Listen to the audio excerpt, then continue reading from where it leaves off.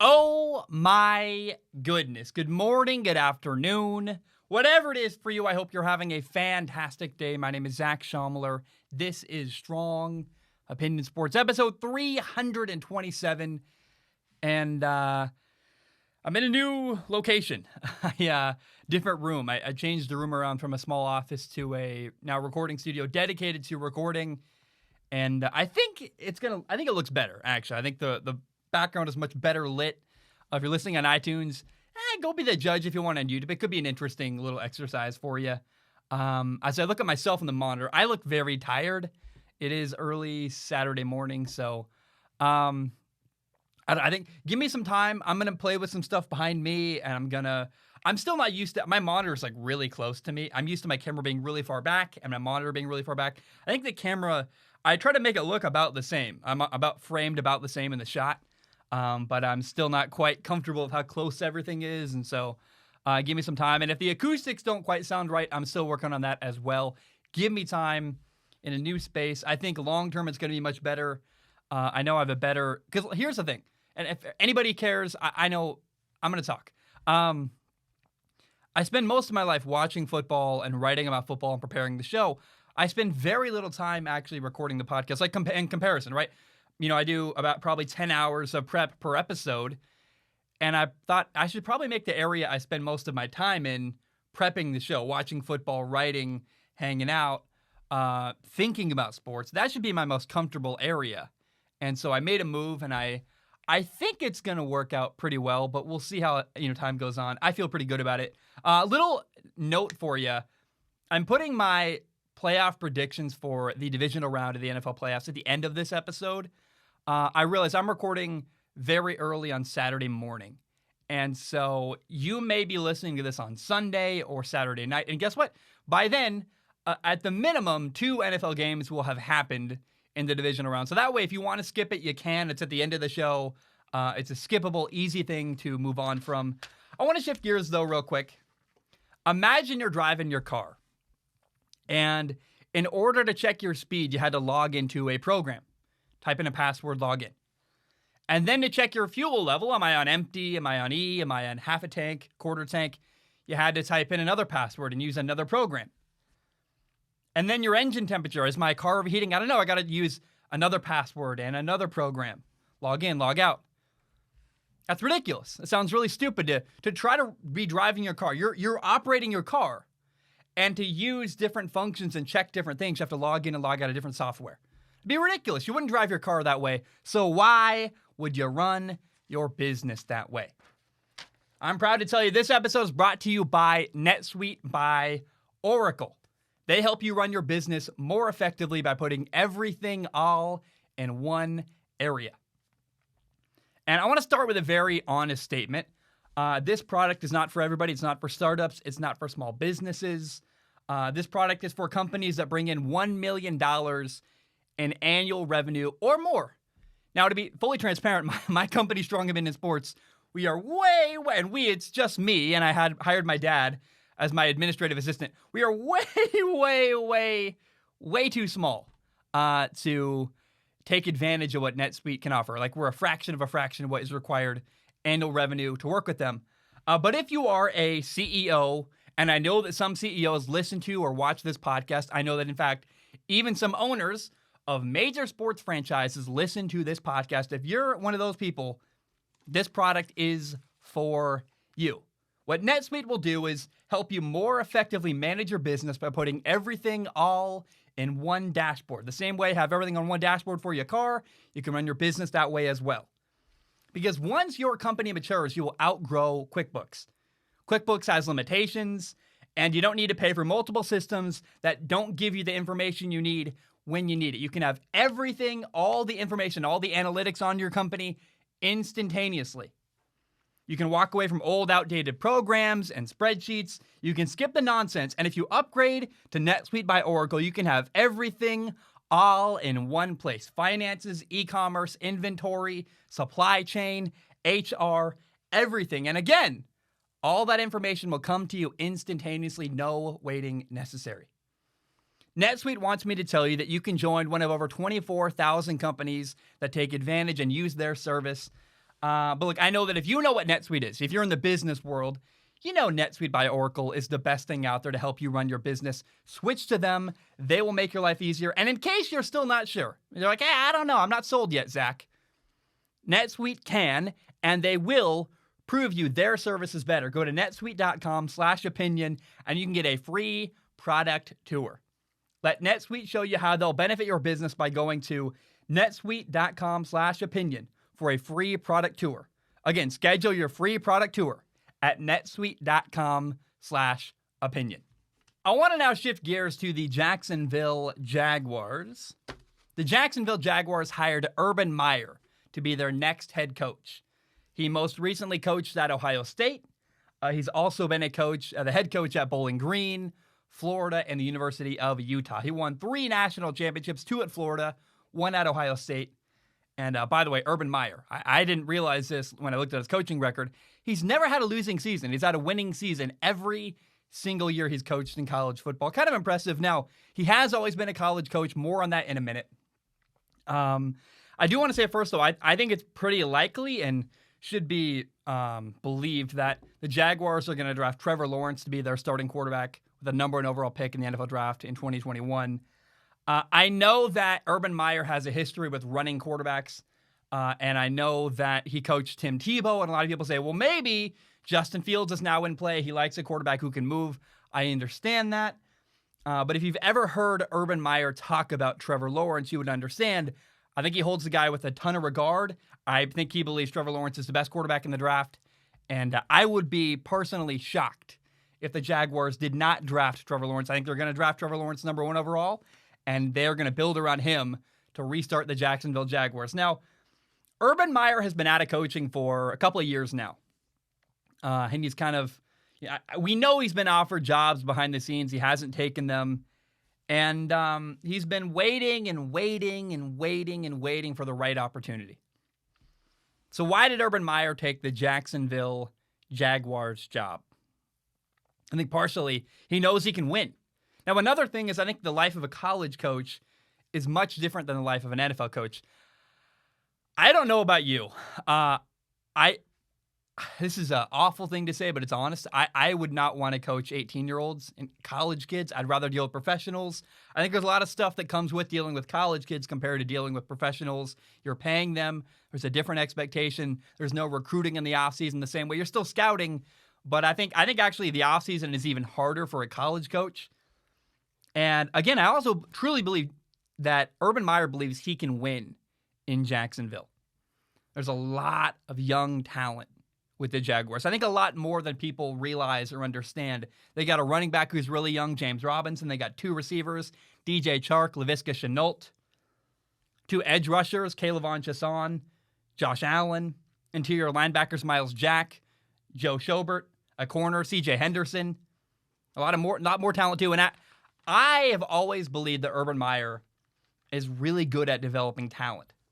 That's what he's great at. He's great at developing talent and hiring coaches who can develop talent. And all those young players in Jacksonville, they just need to be developed. They're waiting to be pointed in the right direction. I think Urban Meyer is the kind of guy that could. I'm not going to guarantee he will succeed, but he could make it happen. Now, here's my concern about Urban Meyer. It's honest. I think it's fair to be concerned about this one thing. He's a college coach. He's always been a coach in college. And I'm actually sure he's probably eager to coach in the NFL. He can prove he can do it at a higher level. I think he's got to deal with a level of professionalism and expectations that are slightly different. Your players are not taking college classes. There's you have to say the right stuff, a lot of pressure to be the right way in college. In the NFL, you can be a lot more yourself. But in college, a coach has a ton of control, pretty much all the control over their college football program. They're like the god lording over their program. And in the NFL, what comes along with dealing with professional players is they also do not like being controlled. In college, you can really create a whole rubric and a whole game plan and control your players a lot more than you can in the NFL. You're dealing with professionals. They make money. They've got agency. And then also in the NFL, Urban Meyer is going to have to answer to a general manager and deal with an owner. Now, I think Shad Khan, the owner of the Jaguars, probably is hiring Urban Meyer because he trusts him. I'm sure there's a relationship in place where he's going to hire him and let Urban Meyer do his thing. But you still got to collaborate with the general manager. You still got to collaborate with the owner. And really, the only question I could possibly have from Urban Meyer, he's a good ball coach. I think he's a good dude. I think he knows a lot about the game. He's going to hire good people, give them time. I think it's pretty likely it's going to work. But the question is, can Urban Meyer resist being a control freak? Can he give up some of the control over the players and some of the control because he's got to answer to an owner and a general manager? That remains to be seen. But I think overall, a pretty good hire by the Jacksonville Jaguars. And I'm excited to watch what happens. Regardless of whether they win the Super Bowl or however it goes, Trevor Lawrence, Urban Meyer, some good young talent in Jacksonville. I'm going to watch. It'll be really fun. That's what I really love in football. I don't know that Joe Burrow is ever going to win a Super Bowl with the Cincinnati Bengals. But you know what? Joe Burrow on the Bengals, that's a good time. And I think it's very possible that I don't know whether the Jaguars, how far they can go together. Urban Meyer, presumably Trevor Lawrence. But man, it's going to be a good time. I'm excited to watch the transformation of that franchise. And I'm rooting for Jacksonville. I really am. I mean, I was watching a TV show the other day called The Good Place. I wasn't watching. My girlfriend was watching. But my girlfriend calls me down to listen to all the Jaguars jokes. And they're always talking about how the Jaguars are never going to win a Super Bowl. And, they're supposedly in they're in hell. So they are in, you die and you go to the bad place. And the only games they show on TV are the Jacksonville Jaguars because they're so bad. They're the butt of this joke by this TV show, The Good Place. It's got, oh my gosh, what's the guy's name? It's got Dak Shepard's wife. I forget her name. I'm so sorry. Great actress. My point is, though, the Jaguars are so bad. They're the butt of a joke. This entire character in the TV show is built around the fact that he's from Florida and he's a miserable Jacksonville Jaguars fan. I would love to see the narrative change in Jacksonville and watch the Jaguars become no longer the butt of a joke from comedy TV shows. And I would love to see the Jacksonville Jaguars turn things around. Now, I want to talk about the Jets. The New York Jets have hired Robert Saleh to be their next head coach. He was the defensive coordinator of the San Francisco 49ers. And I think it's a great move. First of all, I think that Robert Saleh, of all the coaches available this offseason to become head coaches, I think Robert Saleh was the best guy available. So that's a great hire for the Jets. I would even take Robert Saleh over Urban Meyer. I know that's controversial. Urban Meyer is a college coach, and Robert Saleh is very, very well respected around the league. Listen to the way that Kyle Shanahan, the former head coach of his former head coach, the coach of the 49ers, the guy that Robert Saleh used to work with in San Francisco, Kyle Shanahan talks really highly of him. Richard Sherman, an NFL veteran, guy I really respect, loves Robert Saleh. He would go to bat for Robert Saleh in a heartbeat. And I watched the 49ers at the end of the year. Remember, the 49ers were not in playoff contention. They were on their third-string quarterback. It was a mess. It was a nightmare. Things were spiraling out of control. Injuries were piling up. This year was a really tumultuous, terrible year for the San Francisco 49ers. And I watched them play Week 16 against the Cardinals. And, man, that defense competed their tails off. They held Kyler Murray to 12 points. And to get a team, a defense motivated, when you're not in the playoff push, you got a third-string quarterback, you're playing a team. The Cardinals were fighting to get into the NFL playoffs, and the 49ers defense showed up. They fought incredibly hard. They played their butts off. They won that game. And that says a lot about Robert Saleh. He got his guys ready to play and motivated to play in what was almost a meaningless game. I mean, their job, they want to put good stuff on film. It does matter. But they were motivated to play for Robert Saleh. That says a lot to me about him. Now, I'm not going to guarantee that Robert Saleh is going to work in New York, even though I like it. I love Robert Saleh. I think he's a great hire. But Robert Saleh is a defensive-minded coach. And we've seen a lot of defensive-minded coaches, or even better way to put it is really, we've seen great football teams that have good defenses, whether it's the Jacksonville Jaguars with Blake Bortles or the Chicago Bears with Mitchell Trubisky. We've seen really good teams with great defenses run into a wall and a ceiling where they couldn't get any farther because they didn't have a quarterback. Robert Saleh does not coach quarterbacks. And I don't fault him for that. I think he's going to do well. I believe in him. He reminds me a lot of Joe Judge in New York, actually, the other New York coach, where Joe Judge, I think, is the right coach for New York. Is Daniel Jones the right quarterback? Can they get the quarterback right? And whether it's Sam Darnold, whether the Jets draft a quarterback in the NFL draft, they got to get their quarterback right, and they got to get good quarterback play.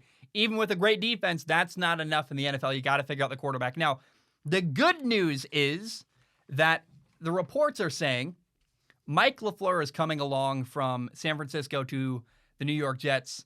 He was the 49ers passing game coordinator. He worked under Kyle Shanahan with the 49ers. He's also the brother of the Green Bay Packers head coach, Matt Lafleur.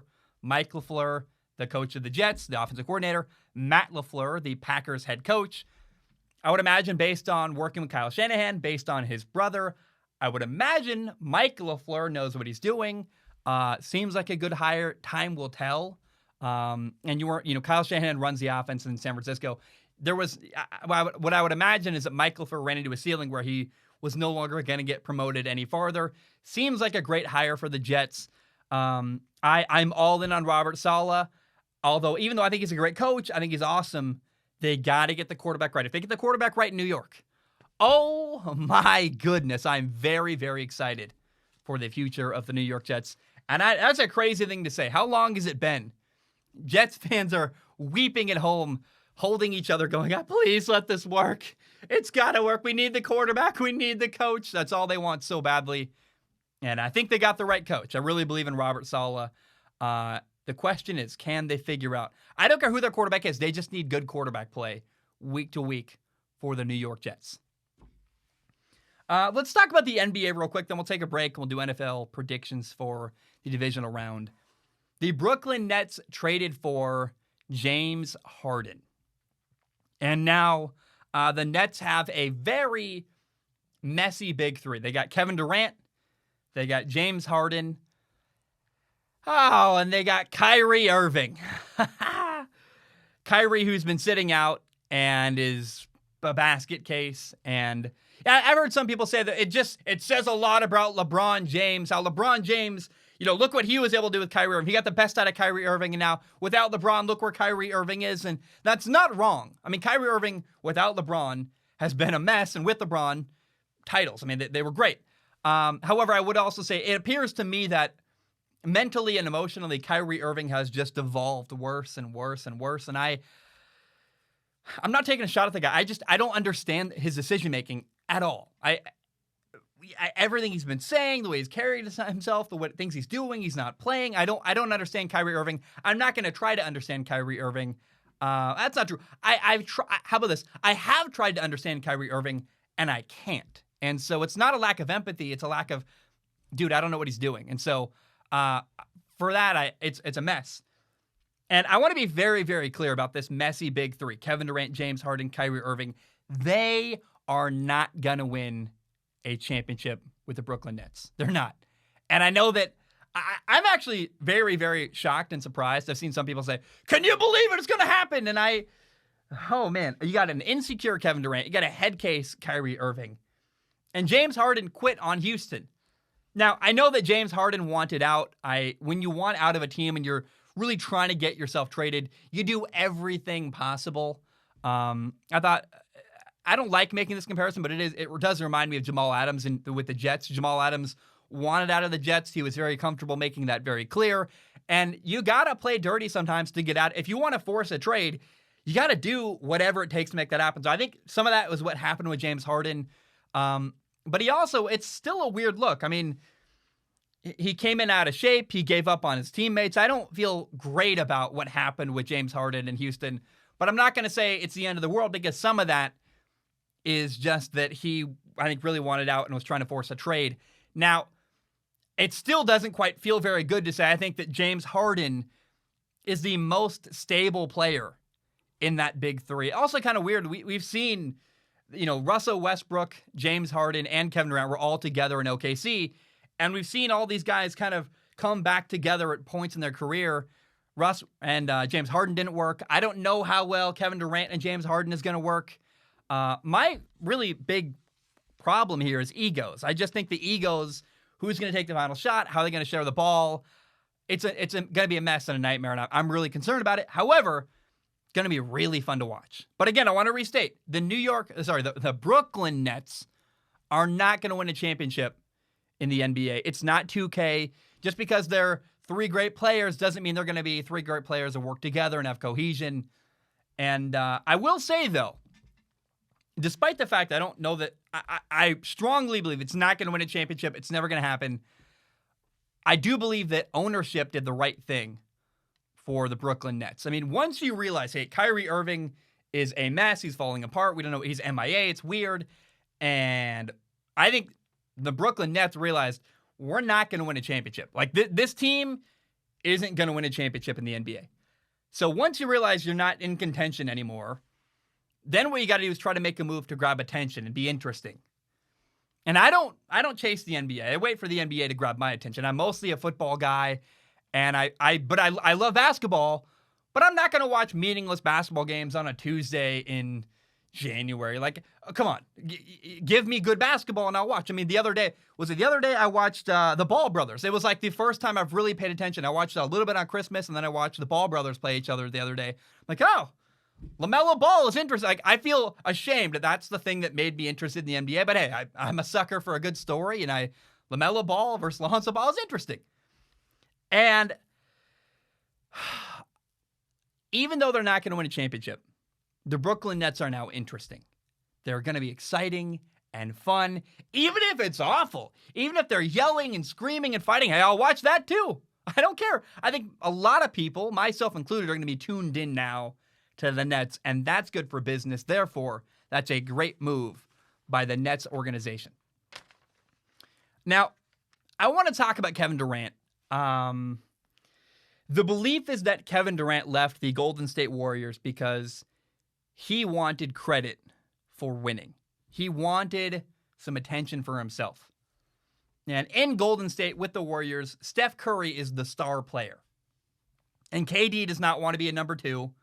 Plus, he also got a ton of hate for going to Golden State in the first place. People said, you could only win because you got help and you created this crazy super team. You ruined the NBA. Like, Kevin Durant got a massive, massive amount of hate for going to the Warriors. And I'm a guy, I feel like I get hated on for a living. It's not very fun to have. I have people every single day in my direct messages saying horrible stuff to me. And I can't, if that's how my life is, and I'm nobody, I can't imagine how it is to be Kevin Durant. It's incredibly difficult. But the narrative is right now in Brooklyn that, well, even though James Harden went to Brooklyn to get some credit for winning, and making it happen himself, you realize the narrative is now going to shift to, well, Kevin Durant needed James Harden to win in Brooklyn with the Nets. And that's going to kind of put a kibosh in his whole plan. Like, I think Kevin Durant's been on this quest to get approval. And I want to start by saying this. Maybe Kevin Durant is only happy by being the center of the universe. And I think it's pretty clear Kevin Durant wants to be important. When I look at Kevin Durant, he makes me very, very, very sad. Because I think there's more going on. I think this is a guy, Kevin Durant is a guy who seems to be seeking approval. He wants praise and approval from others. And with the Warriors, winning championships wasn't enough. And being a multimillionaire wasn't enough. And having back-to-back finals MVP, awards was not enough. KD wanted more credit. He wanted more praise. And he wants the credit he feels like he deserves. And that makes me really sad, because at the heart of it, when you're seeking approval, you're usually insecure. And as I've grown up and doing this show, go back 3 years ago, look at my first episode. I think I talked about Michael Jordan and, God, what's his name? The fighter, Conor McGregor. I compared Conor McGregor to Logan Paul, I believe, or something like that. And I have grown up doing this show. I'm a completely different person now than I was 3 years ago, or some change whenever I started the show. And as I've grown up, I've really come to admire most the people who are not afraid to be themselves. The people who can own exactly who they are. People with blue hair.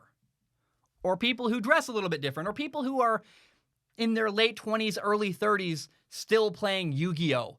and they're proud of it. They don't care if you're like, Yu-Gi-Oh's for nerds or for kids. They don't care because it makes them happy. And I look at that and I really respect people who can own what they love and own who they are, and they don't care. They don't need you to sign off. They don't need your approval or permission. They're like, hey, I'm happy. I'm enjoying my life. If I want to have blue hair or play Yu-Gi-Oh or dress, however you want, like be who you want to be and be who you are. And people that can own that, I really, really respect because they're enjoying their lives. And here's the big lesson with Kevin Durant. This is why Kevin Durant makes me very, very sad. He keeps trying to get the media to praise him. All he wants is for people in the media, and he wants the narrative to be Kevin Durant, the savior. And I'm reaching here. I don't know that that's exactly what he wants, but it appears to me that Kevin Durant wants people to praise him. And he wants the narrative to be about him making stuff happen. And he also makes fake Twitter accounts. Literally, I'm not kidding. This literally is a thing. He has made fake Twitter accounts to defend himself. And this is a very old story. In case anybody doesn't know that, it came out years ago. It's way old news by now. But I remember seeing that going like, that's just sad. It's a grown man, a multimillionaire, NBA superstar, making fake Twitter accounts to defend himself. And it was kind of a big scandal, yada, yada, back then. And he left an amazing setup with the Warriors where he was a two-time back-to-back NBA Finals MVP award winner. But he didn't like Steph getting more credit, so he went to Brooklyn to do his own thing and coming off an injury.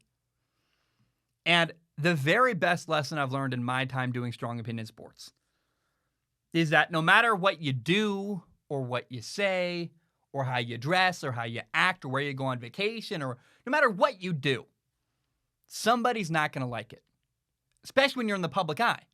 But even if you're not famous or you're not in the public eye, even if it's just your family, someone's not going to like what you're doing. And they might even hate it. They might even be angry. You're like, hey, I love having blue hair. And they hate it. They can't stand it. They can't stand you being yourself. And the best lesson I've learned doing Strong Opinion Sports is you can't please everybody. And you shouldn't try to please everybody. Because as long as you're not hurting anybody, I think you should pursue the things that make you happy. Who needs approval? Who needs a sign off from a stranger? I don't care what strangers think of me. Nobody should. Their opinion doesn't matter. Really, you have to ask yourself, are you happy? And is your family happy? And do the people close to you, do they think you're doing the right stuff? And I could be wrong on this, right? I'm not trying to be a blowhard, a mean guy or anything like that, but the appearance of Kevin Durant is that he spent the recent years of his career chasing the approval of others, he wants the media to like him. He wants people on Twitter to like him. He wants other people to praise him. And he's hoping people are going to like him. And if that's true, if Kevin Durant is making career decisions, doing all kinds of stuff to try to make people like him, that's really sad. I'm not a psychologist. I don't need to dive deep into that. But, if you're a multimillionaire, you're an NBA champion, you're one of the best, if not the best basketball player in the entire world, and you're still trying to seek approval and get praise from others, it's just a sad story. I don't know how you can't look at Kevin Durant and go, you poor soul. I just feel bad for the guy. I just see a guy who seems lost, and I'll tell you what, man, if Kevin Durant can make it work with James Harden and Kyrie Irving, and if he can pull Kyrie Irving together and lead them to a championship, like, he deserves praise for sure. But I don't know that the whole quest going after praise, is he doing it for the right reason to begin with? That's my whole question. And as I think about Kyrie Irving, it just makes me very, very sad. It's a grown man who, multimillionaire, NBA champion, finals MVP, still seems to be trying to get permission from other people to be himself and get praise. And that's just weird to me. All right, guys, I'm going to take a short break. When I return, we'll do some round 2 divisional NFL playoff predictions. I hope I wasn't off base. I sit in my office, right, and I think about this stuff all day, and I just had to share. Like, I just feel sad for Kevin Durant, and I hope I don't rub anybody the wrong way with that topic. Let me share something before we go to break. Let me share another story real quick. Tom Brady made me lose respect for Peyton Manning. I grew up with a Peyton Manning poster on the wall and a Tom Brady poster on the wall. They were both my two favorite players of all time. And as I grew up and I learned more about stories, I really came to love Tom Brady more.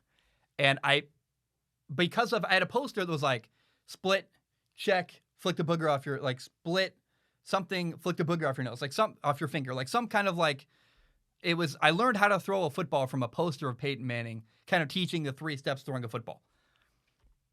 And not only did my mechanics suck as a kid, because I was way too over the top, and I had the same problems that, I couldn't drive the ball the same way Peyton Manning couldn't drive the ball, because Peyton Manning's mechanics were flawed, and I was always probably a little bit bitter about that.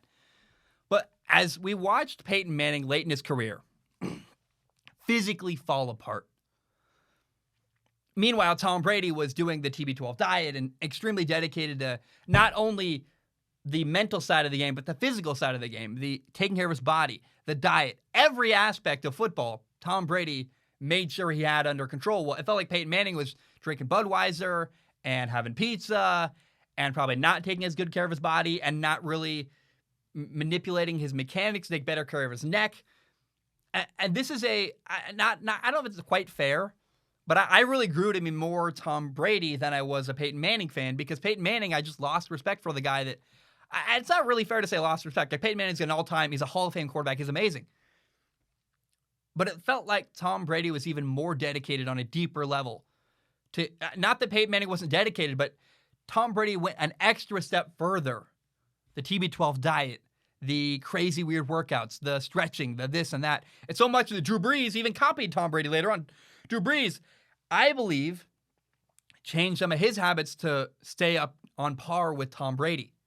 Tom Brady set the standard, and as I watched Peyton Manning's career fall apart and kind of divulge, and his neck fell apart, and his mechanics weren't great, and he just never, Tom Brady looks amazing, and Peyton Manning looked like he ate a lot of pizza. And that's not fair, that's rough, but I just really came to appreciate the attention to detail Tom Brady had at every level of football. I think a deeper level than any other quarterback had ever paid attention to football in the NFL. Not just the mental game, not just throwing the football, but also what am I eating? How am I stretching? The body side, Tom Brady cared way more deeply about, and that's why Tom Brady's still playing. And part of why Peyton Manning now no longer is playing, and he's watching games and doing his ESPN show. And I just have I really, really respect the dedication Tom Brady has off the field to more than just studying the game, but taking care of his body as well. I'm going to take a short break. We'll do NFL predictions when I return. My name is Zach Schaumler. Going to take a short break. I will be right back. All right, we are back. Hope you're doing very, very well. New room, slightly tweaked little look. I think it's going pretty well. It's time for round 2 of the NFL playoffs. That would be the divisional round of the NFL playoffs. And it's a really tough week to make predictions. I think if you're a fan of football, you're very lucky, because what I am predicting is a bunch of really close games that are fun and interesting and exciting. We got 4 games, 8 really tough, really good football teams. And I want to start with the Buccaneers at the Saints. That's what I got the most to say about. I feel like half the video could be Buccaneers Saints. That's the game I'm most excited to watch this weekend. It's Sunday Night Football. A lot of storylines here. Personally, I am picking the Buccaneers to win this game. It's cliche, but it's true. I think the Buccaneers are a much different team now than they were earlier in the year. They have lost to the Saints twice this year, and Brady has 5 interceptions against New Orleans. Now, they played them week 1 and week 9. I don't know that it's entirely fair to judge them on week 1. Now, week 1, I rewatched that game. It was actually closer than I remember. Like, it's actually the Buccaneers were in the game. They were hanging around. But in the end, Tampa looked kind of out of sorts. They had a busted coverage. They had Tom Brady and Mike Evans really were not on the same page. There was an interception where Mike Evans looked like he didn't expect the ball, and he slowed down, and it looked like the wrong route. It's confusing there. Some problems. This is a really tough game for Tampa Bay. But first game, new offense, fair enough. Now, week 9, you go, wow, they got crushed. It was like 38-3. Yes, and I will talk about the problems from that game in a minute, but also I want to remember that it was the first game with Tampa Bay and Antonio Brown. And that's a whole, you had 9 weeks or 8 weeks, 8 games, I guess, or 8 weeks of chemistry building in Tampa. Then you brought in another factor, and I'll be honest, you screwed it all up. You had a whole new wrinkle and more chemistry to learn, and there's a play where Antonio Brown looked like he ran the wrong route. That led to an interception for the Saints against Tampa Bay. And it was really alarming. Tampa started the game with 4 3-and-outs week 9 against New Orleans. Then they had an interception on a tip screen pass that led to kind of a devolsion of the offense. And so they devolved, and they looked like they were taking more chances, trying to just make something happen late in the game. And the Saints had great coverage downfield. That allowed the defensive line to get pressure on Tom Brady. Not a great game. Week 9, I acknowledge, like, big problems there. And week 9, the Buccaneers also gave up a really easy busted coverage. Like, the Saints had a wide open touchdown where you're like, what is our defense doing? And not we, but if you're a Buccaneers fan or Buccaneers player, looking at you're on the sideline going like, what was that? I don't understand. And from week 9 to now, the Buccaneers have grown even more. I thought they grew from week 1 to 9, and then ironically they got killed. But you gained chemistry. You added another factor on offense. You fall apart again. The defense has gotten better all year, and the Saints may win this game. My prediction of picking the Buccaneers to win could be wrong. Tom Brady's my favorite player of all time. I'm not going to hide my bias here, right? I am torn. I don't want to pick against Tom Brady. I'm not going to. The Saints may win this game. But what I am very confident about, this will be a close game. This is not going to be a blowout. People thinking the Saints are going to blow out Tampa Bay, that's not going to happen. I would be shocked, and I don't think that's possible based on the progression we've seen from Tampa all year. And I think it's going to be a really fun, exciting game to watch. Now, one matchup that'll be interesting. Matchup's probably the wrong word here. In week 9, now part of this is because it was a blowout, but 12 New Orleans Saints players caught a pass against Tampa Bay. 12. They were sharing the wealth like crazy. Now, part of that, again, it's a blowout. You're taking starters out of the game. But even in other games, for the most part, New Orleans, they spread the ball around a lot. They get a lot of people catching the football. And other than that Christmas Day game where Alvin Kamara had 6 touchdowns and, kind of was the star of that game, normally they share the ball a lot, like very evenly with the New Orleans Saints. And even in that game, like, I know Kamara had 6 touchdowns, but he was really capping off and finishing drives. Like, they were moving the ball, mostly throwing the football. And so maybe a fun storyline to follow is how many New Orleans Saints players catch a ball on Sunday night against New Orleans. Now, one other thing that might matter, I don't know whether this matters or not, but it's worth asking the question. It feels like Drew Brees' final chance to win a Super Bowl. This is like his last hurrah. He's probably going to retire. He'll be broadcasting for NBC next year. Where Tom Brady does seem like he has another year or 2 left in the tank after this year. How does that play a part? I don't know. Is there a different sense of urgency with Drew Brees? I don't know. But I want to point out, this feels like Drew Brees' final opportunity to win a Super Bowl, where it feels like just the beginning of Tom Brady stirring up trouble and making stuff happen in Tampa Bay with the Buccaneers.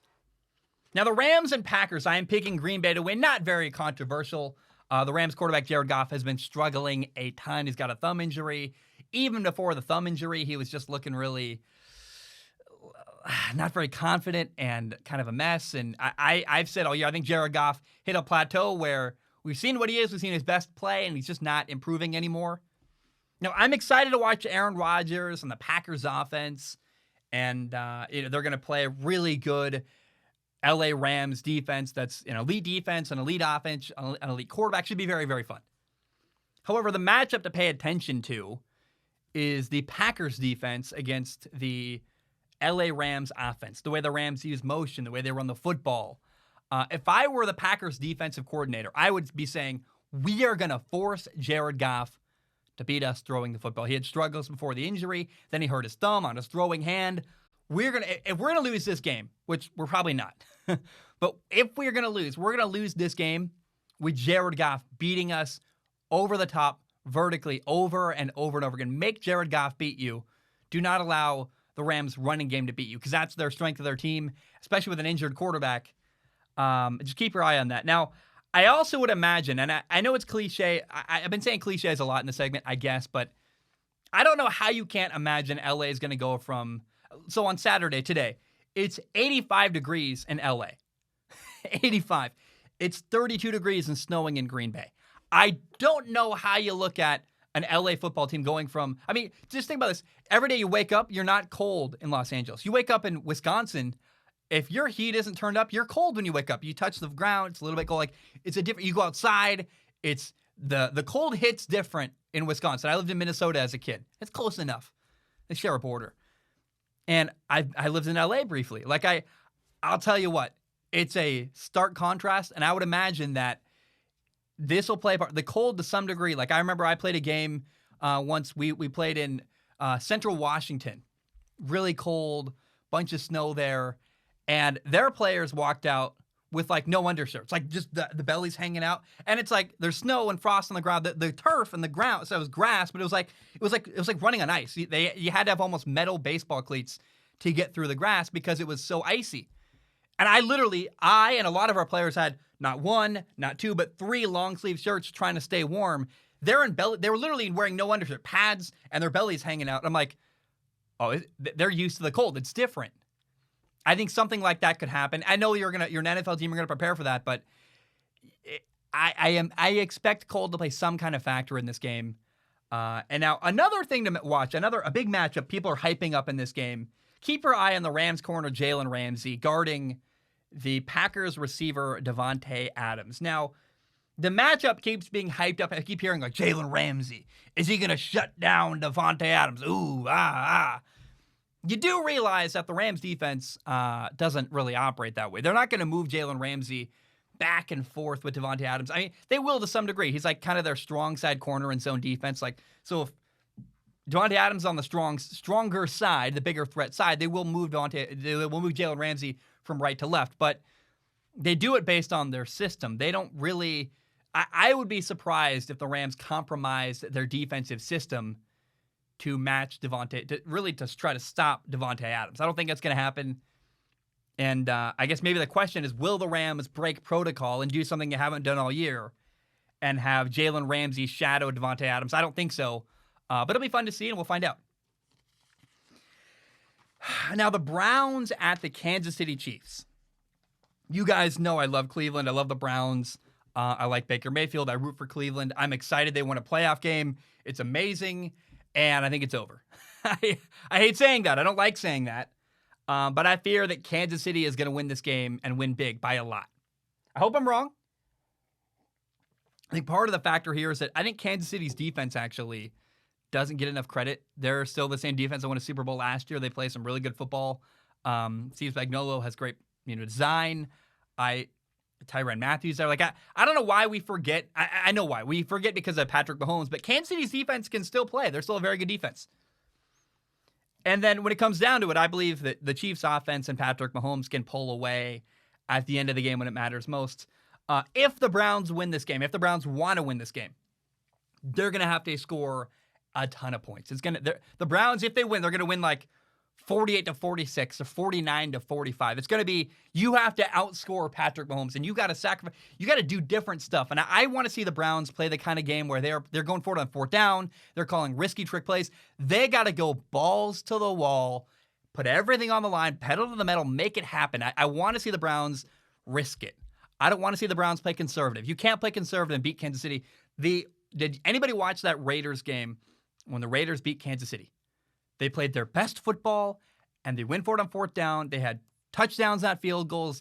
They took risks. They played great football, and they allowed Kansas City. They needed to rely on Kansas City to make a mistake or two. I love Mahomes. He is prone to a mistake. Remember, he had that sack a couple weeks ago where he took this massive, 40-yard sack. Patrick Mahomes, if you give him enough rope, he will screw up and make some kind of mistake. So the Browns can win this game, but they got to go for it on 4th down. They need touchdowns, not field goals. They need to play their best game they've played all year, and they need to, frankly, rely on the Chiefs to make some kind of mistake at some point in this game and capitalize on that. They got to have points off turnovers. Now, an interesting storyline in this game, the Browns running back, Kareem Hunt. One of them, Nick Chubb, Kareem Hunt, they're the 2 running backs in Cleveland. He was cut by Kansas City, and he's going to be looking to make his old team understand what they're missing out on by cutting him. I would love to see Kareem Hunt have a ton of yards. And remember, he had a personal issue off the field, and sounds like he's really grown from it. I believe he talked to the NFL rookies. Like, he really has done a lot of work, I believe, in his personal life to move forward from what happened. And I shouldn't even said that. I don't want to dive into it, but I would be fascinated to see whether or not Kareem Hunt has a huge day against his former team. Now, the Ravens and the Buffalo Bills. I'm confident the Bills are going to win. Confidence is the wrong word. Yeah, no. Okay. I believe the Bills are going to win this football game, and it comes down to their offense. Their offense has more polish. I trust them more. You got Stephon Diggs, you got Josh Allen, but you also have Cole Beasley. And if I had to ask you which offense can put up more points, or if one team, Buffalo or the Ravens, which team, if I told you, hey, it was a blowout, one of the teams won by 40 points, would you think Buffalo or the Ravens? I would think Buffalo. I think Buffalo has a more potent, more polished offense. They put up 48 on Denver. They put up 38 on the Patriots. They put up 56 on Miami. That's their final 3 games of the year. 27 on the Colts, who have really good defense last week. And they were rolling the first half last week. I think Josh Allen, I like him. But I will say, Lamar Jackson, Josh Allen, 2 third-year quarterbacks. They're coming off their first ever playoff win each. And both teams are very good. This is going to be a hard-fought, close game. I think the edge goes to Buffalo. They got a better offense. I think they're sharper. I think that I love Lamar. I thought Lamar, especially in the red zone last week, was not as sharp as he could have been. However, I'm picking Buffalo to win.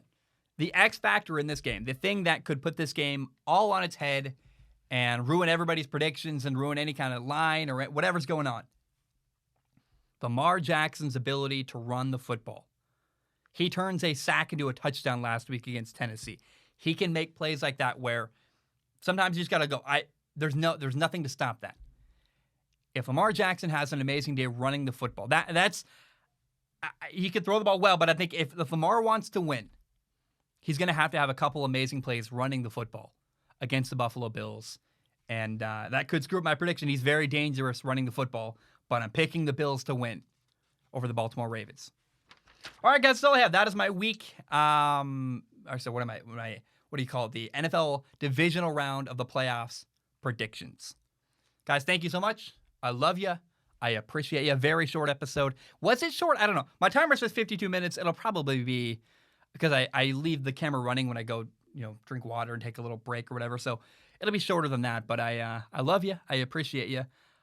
My plan is to watch the 2 football games today and then record. So expect another episode Sunday morning about Saturday's games. Love you. Appreciate you. Hope you have a great day. Bam, we are done.